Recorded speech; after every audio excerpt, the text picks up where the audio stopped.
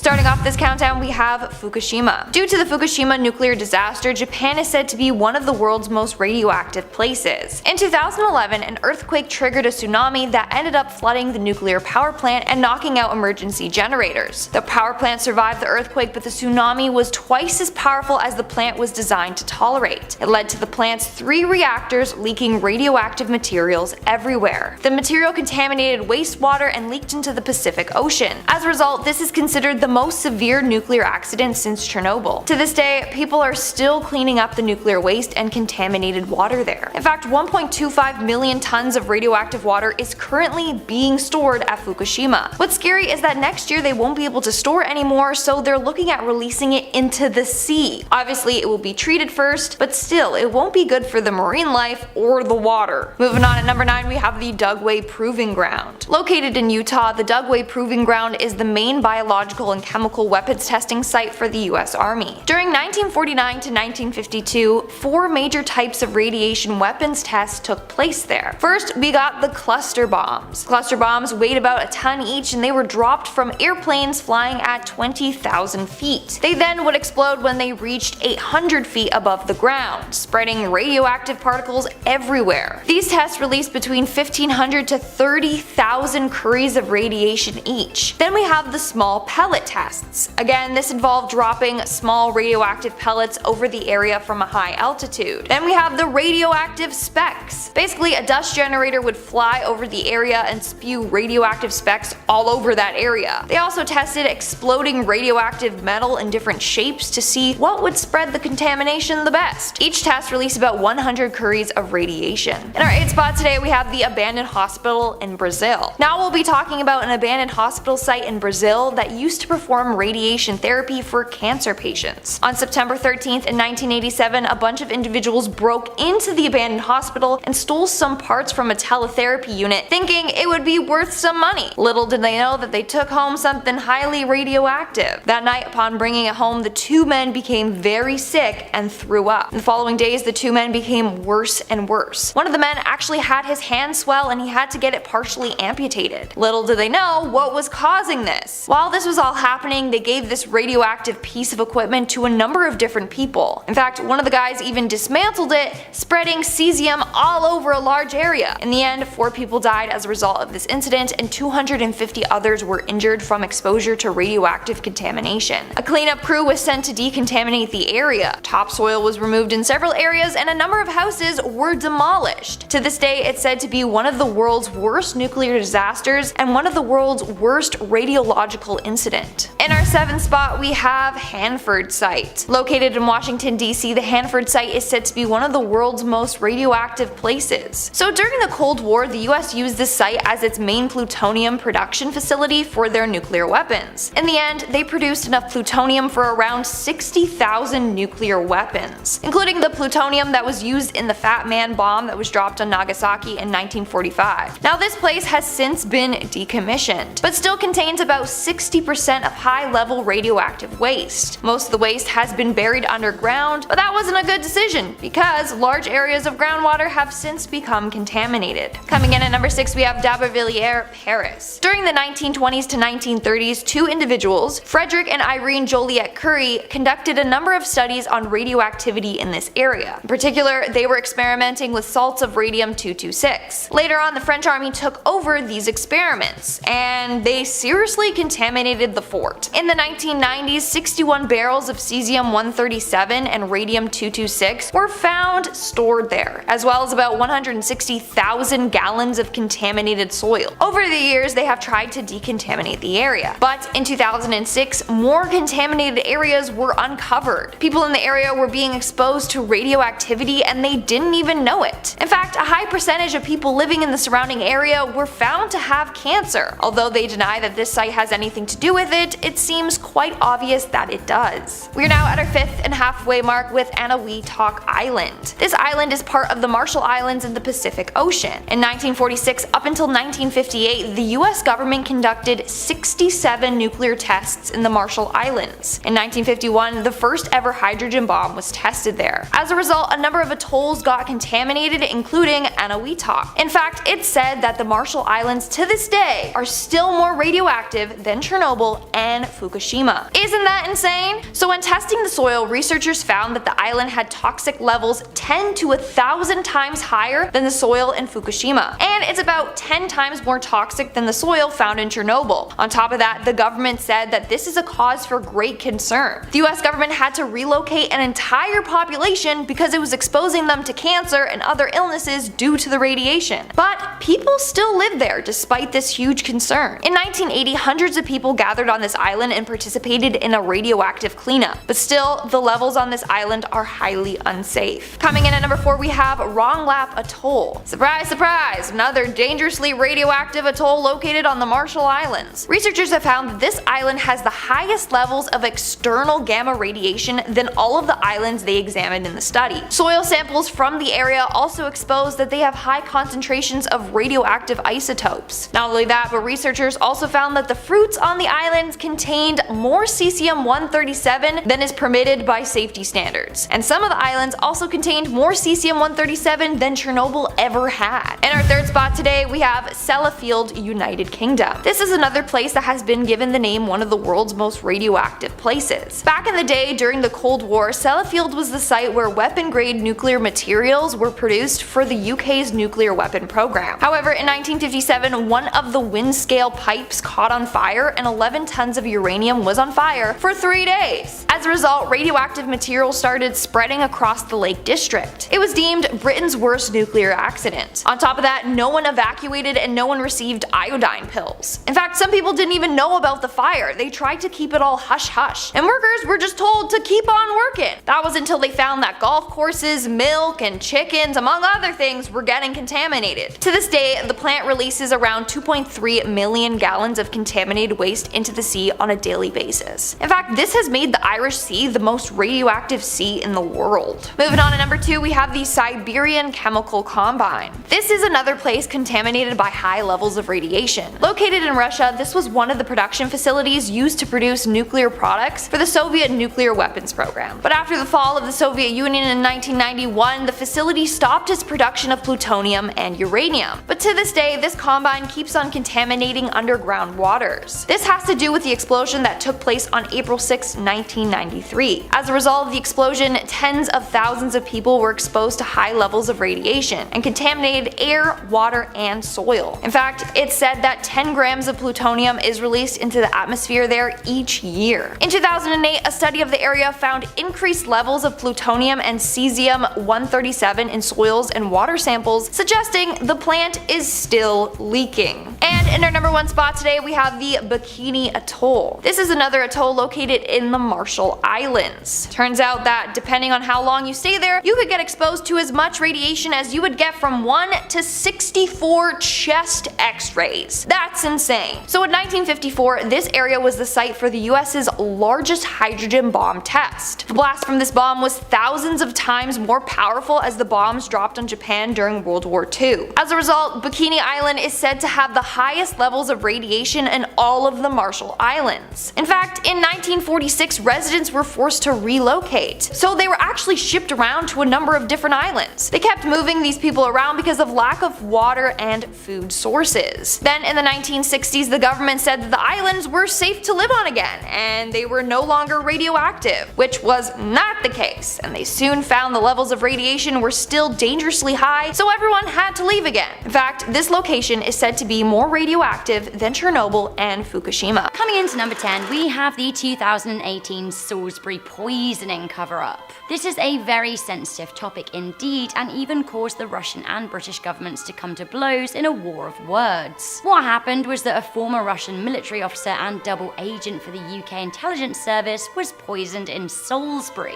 He and his daughter received a nasty dose. Now, Sergei and Yulia Skripal were targeted and spent 3 weeks in hospital. Luckily, they didn't die. Public Health England issued advice for people who visited the Mill Pub and Zizi restaurant, where Mr. Skripal and his daughter ate and drank before falling ill. They told people who had been there to wash their clothes and belongings and seal off anything that cannot be manually cleaned. Some weeks later, a woman died after accidentally handling the nerve agent Novichok discarded by the assassins. Now, one of the Russian chemical weapons scientists has said that hundreds of people in Salisbury could be at risk for years years following the attack. British Prime Minister Theresa May said that it was highly likely that the Russian government was responsible, but of course this is Russia. We may find out more information over the next few decades, or we may simply never know. Coming into number 9, we have the Ostankino Tower. The days of Russian radiation poisoning are not said to be over. In the city of Moscow, population 12 million,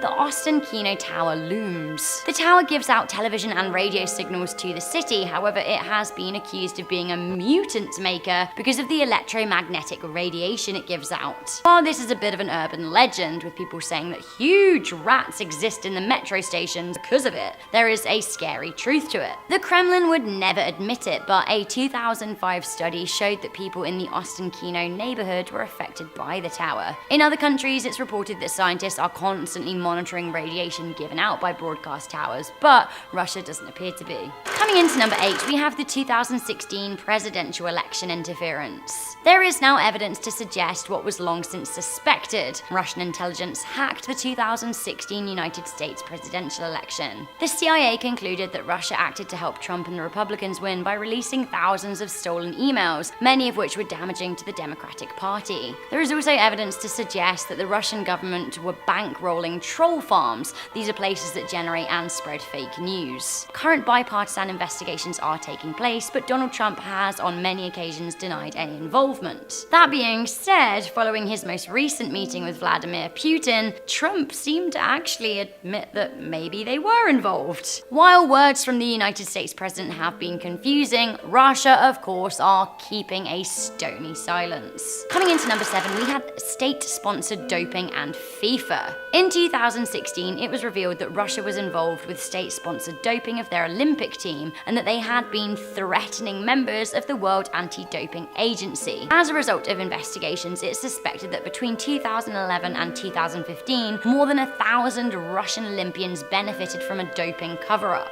Scarily, the investigations also revealed that a lot of the athletes were being given drugs without their knowledge. Anyway, it seems that Russia was back to their old tricks ahead of the FIFA World Cup. There's some evidence to suggest that the Kremlin was bribing FIFA officials ahead of the World Cup to ignore a cheated drugs test. Coming into number 6, we have the Aral smallpox incident. Not only did Russia test nuclear weapons, they were also testing biological weapons. The Aral smallpox incident took place in July 1971, but the world only found out about it 30 years later in 2002. In 1971, the USSR knew that a vaccination for smallpox was widely available and that the disease was on the brink of being eradicated. While that sounds like a great thing, these days it means that most of us haven't actually been vaccinated for smallpox, and if sneaky labs like those that existed in the Soviet era are storing the disease, then they could launch biological warfare. Anyway, the Soviets were testing smallpox as a weapon in an open-air environment. This was all happening on an island port on the Aral Sea. Now, the test got out of control and it caused an outbreak on the island. Hundreds of people were quarantined and 50,000 people were vaccinated as a response. The Kremlin have never acknowledged the incident, but Kazakh officials prepared a report that outlined what happened. They concluded that 3 people died and it could have been a lot worse. Nonetheless, the fact that Russia was testing this in the first place is a scary sign. Coming into number 5, we have Metro 2. According to USA declassified government documents, it seems that the Soviet Union built a secret nuclear layer underneath the public subway. In urban legends, this has been dubbed Metro 2, however it seems as if the bunker is no legend. It's suspected that during the Cold War, Stalin built a whole system of secret trains connecting secret bunkers beneath the city. Now this extends below the Moscow Metro and beyond. It is said Stalin codenamed it D6, a code used by the KGB until 1991 and is still used by the Ministry of Defense to this day. The legend also says that the underground bunker connects the Kremlin, the Federal Security Service headquarters, and the government airport. Some people even say there's an underground town down there, primed and prepped for the nuclear apocalypse. In 1994, so nearly 25 years ago, a group of urban explorers claimed to have found the entrance to Metro 2. I, for one, am wondering who's on the invite whitelist into the bunker if D-Day ever comes. Coming into number 4, we have the Netherlands catastrophe. During the Cold War, both America and Russia were making preparations to attack one another should they have to. What weapons they were creating and how they were developing them was kept a very closely guarded secret until the product was finished. On October the 24th, 1960, the Soviets were testing an intercontinental ballistic missile. Now these are bad news. Either way, early testing didn't go well and the first missile exploded on a launch pad at the Baikonur test range. This killed 100 members of staff, including the Chief Marshal of Artillery, Mitrofan Ivanich Nedelin. Despite the huge scale of the disaster, the USSR covered it up. The Soviet government didn't even acknowledge the event until after 1989. Coming into number 3, we have the lost cosmonauts. This space race was an interesting time for the world. The USA and the USSR were locked into a battle to be the first to discover the secrets of the wider universe. As a result, Russia poured money into funding space research, but things didn't always go smoothly. Because of the competition with the Americans, the Soviets would cover up if anything went wrong, so any disasters or mistakes were totally covered up in order to present a better image of their efforts to the world. There is a conspiracy theory out there that says that Russia sent several astronauts to space before Yuri Gagarin, but their existence has never been acknowledged by the Soviet or Russian authorities. In 1959, a Czech communist leaked information about now-dead astronauts being sent into space and killed. It also alleged that the USSR had several moonshots that ended in launchpad disasters, including deaths of scientists, technicians, and would-be astronauts. Coming into number 2, we have the Chernobyl disaster. On April the 26th, 1986, a nuclear reactor at the Chernobyl nuclear power plant exploded. This directly killed 31 people. The explosion caused uncontrolled reaction conditions and created an open-air graphite fire that produced updrafts for 9 days. This spewed radioactive fission products into the air. Now, this radioactive material rained down over wider parts of the USSR and Europe. As a result of wider exposure to radioactivity, it is thought that tens of thousands of people were poisoned, but we don't know an exact figure as the Russian Soviet Union did their best to cover up the wider spread of the catastrophe. We don't even know today. Over 30 years later, we still don't have answers. We still don't know the ins and outs of what happened, but it has been pretty much confirmed that the explosion was down to human error and malpractice. Again, we don't know how much of Europe outside of Russia was exposed to radiation poisoning, as the Soviet tried to minimize the drama and actively stunted the scientific research into the incident. By and large, we have all heard of Chernobyl, but that isn't the only Russian radioactive cover-up, not by a long stretch. Coming into number 1, we have the Semipalatinsk tests. Throughout the Soviet era, especially during the Cold War, the USSR tested a lot of nuclear weapons, like a lot. As you may know, the Russians have actually invented the world's most powerful nuclear weapon, the Tsar bomber. That came through exhaustive nuclear tests in facilities across Russian land. One of the most frequently used facilities was Semipalatinsk. This is also known as the Polygon. This land is now in the country of Kazakhstan, but was formerly owned by the USSR. Now, the issue with this test site was that, in reality, it wasn't very remote at all. It was actually just upwind was the town of Semi. Now it seems that the Soviets carried out 456 nuclear tests at this facility between 1949 and 1989, with no regard to the effect on the local people or environment. Russian officials hid the full impact of the radiation exposure for years, but since the facility was closed in 1991, more and more scary details have come to light. This, for example, is a strawberry grown in Semi.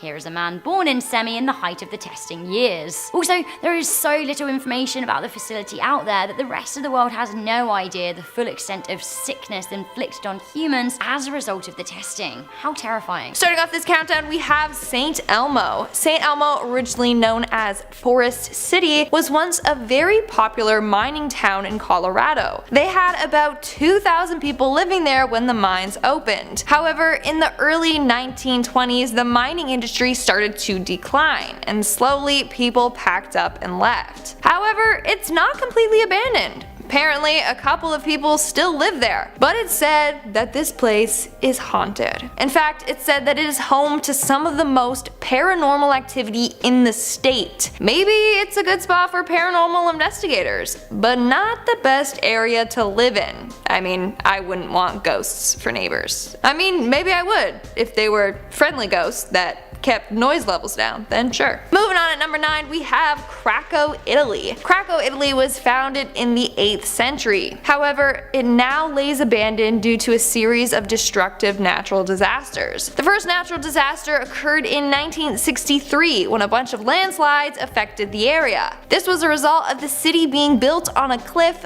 1,300 feet off of the ground, and they also had some sewer and water system issues. Then in 1972, a flood struck the area and made the whole situation worse. Then in 1980, there was an earthquake that left the city completely abandoned. Now, the only people you may catch there are film crews. It's a very popular filming location. Some scenes in the film Quantum of Solace were shot there. But the area itself is considered a ticking time bomb, and it's surrounded by a locked gate. Making our way down the list at number 8, we have the city underwater. You aren't going to be able to visit this next city unless you have access to scuba diving gear, because this city is now completely submerged underwater. Built 1,300 years ago, the city I'm referring to is Shai-Chang, also referred to as Lion City, and it's located in eastern China. In 1959, the city was purposely flooded to build a hydroelectric power station. Now it's referred to as China's Atlantis. What's pretty fascinating is that although it lays about 40 meters underwater, the buildings are still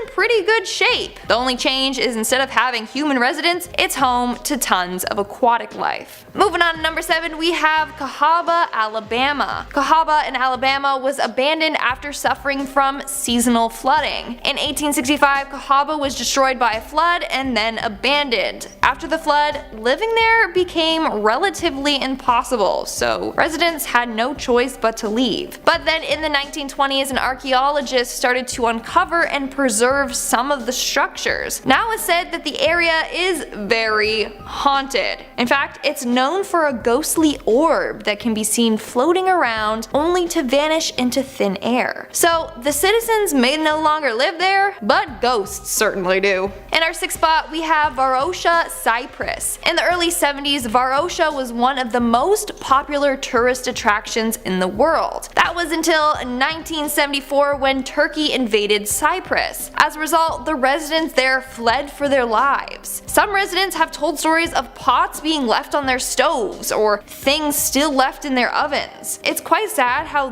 they were forced out of their own home and not allowed to return. Since 1974, Varosha has been abandoned and under control of the Turkish military. The whole area is now fenced off and under constant supervision. If you try to break in, well, the army patrols have orders to shoot on sight. So don't even try to visit the city, it definitely will end badly. It's just such a shame because the area is beautiful. In fact, actress Elizabeth Taylor loved going there. We're now at our 5th and halfway mark with Plymouth, Montserrat. Plymouth, once the capital of Montserrat in the Caribbean, is often referred to as Pompeii of the Caribbean. Why? Well, in 1996, a volcano erupted, causing a mass evacuation. A few months later, some residents returned, but were welcomed with another eruption. On June 25, 1997, this eruption killed 19 residents and destroyed the island's airport, trapping many others from fleeing. Eventually, Plymouth was evacuated again, but this time, no one dared to return. Everything was destroyed. In fact, 80% of the town is currently covered in ash. Pictures show homes completely buried with only their roofs sticking out. It's quite sad and scary. Moving on to number 4, we have Centralia. Centralia is an abandoned town located in Pennsylvania. It was once a populated town, however, a lot of residents were forced to leave due to unsafe living conditions. This all started after a coal fire ignited underground. This fire has been burning for almost 50 years. and it's predicted to continue on for another 200 years. As a result of this fire, tons of sinkholes have formed, hot smoke is released underground, and carbon monoxide has filled some residents' basements. In some parts of the town, it's said that the ground beneath them have reached up to 900 degrees Fahrenheit, which is about 400 degrees Celsius for us Canadians. Now, the US government is trying to erase any history of this city. They took away any signs directing people to this town, removed the town's zip code, and forced most of the residents out, except for 7 residents that are happy living in their deadly town and refuse to move out. In our third spot, we have the Island of Dolls, aka the island I never want to visit. Located in Mexico City, the Island of Dolls is full of dolls hanging from trees and buildings. If that's not bad enough,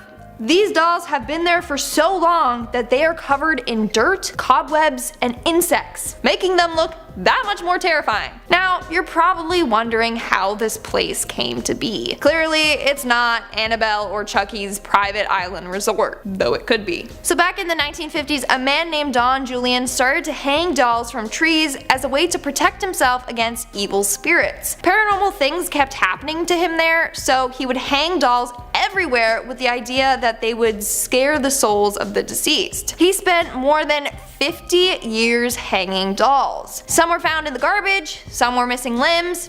Did not matter. If it was a doll, it got hung up all around the island. Now it's abandoned and looks like something straight out of a horror movie. Coming in at number 2, we have Wittenoom, Australia. Located north-northeast of Perth, Australia, Wittenoom is considered one of Australia's deadliest towns. And you would think it would have to do with Australia's massive and deadly insects, but surprisingly not. In fact, it's because of its blue asbestos. In 1937, blue asbestos was discovered in the city's gorge. Years later, miners were unearthing tons of asbestos from the ground. It wasn't until 1978 that the government started pushing people out of their homes. They realized how deadly it was for them to be living there. It was increasing their risk for cancer. And in some cases, people were already developing lung cancer just from living there. It would cost the town about $2.43 million to rid the town of asbestos. So instead of doing that, they just shut the town down completely. In 2006, the government turned off the power to the town and had its name removed from maps and road signs. In fact,